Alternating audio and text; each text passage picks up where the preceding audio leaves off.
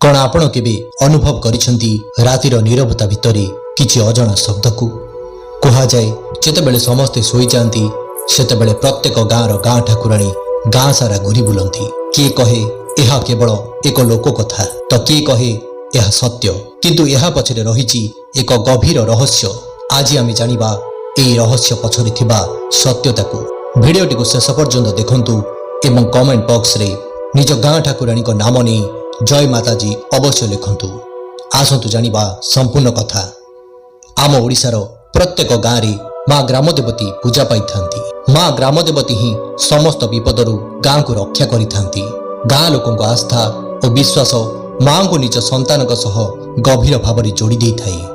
माँ निज संतान को केबे भी भूलती नहीं। तेणु जेबे राति समस्ते नीरव शोई जाती माँ ठाकुराणी गाँर रक्षक हुई गाँ को जगी थांती। पुरुणा लोक माने कहती अनेक समय रे सेमानकु झुणार बास्ना होता है। आउ केतेक लोक कहती माँ ठाकुराणी नाली शाढ़ी पिंधि अलता नाई पाउंजीर झमझम शब्द करी गाँ सारा बुली निज संतान कथा बुझी थांती। अनेक लोकंक अनुभूति सेमाने निज ग्राम देवती को स्वप्न रे देखिथिले एवं परे सेमानकर समस्या दूर हो जाइथिला। केही केही कहती तांको पिला रातिरे बहुत असुस्थ थिला, किंतु रातिरे माँ को डाकिबारु सकाळु सकाळु तांको पिलाटी पूरा सुस्थ होई गला। अनेक पुराना लोक माने कहती सेमाने माँ को प्रत्यक्ष दर्शन करिसेंती।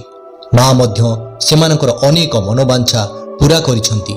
से जहा हेउना काहेकि हेई पारे यह केवल एक लोक कथा किंबा आस्था, किंतु गोटे कथा सत्य, माँ सबुबले निज संतान सहित थाए। माँ भल पाइबा कवच परी समस्त को रक्षा करि थाए। आपण भी जदि आपण गाँर माँ ग्रामदेवती को विश्वास करती तो तांकर नाम स्मरण करंतु, तांको प्रति श्रद्धा भाव और विश्वास बनई रखंतु।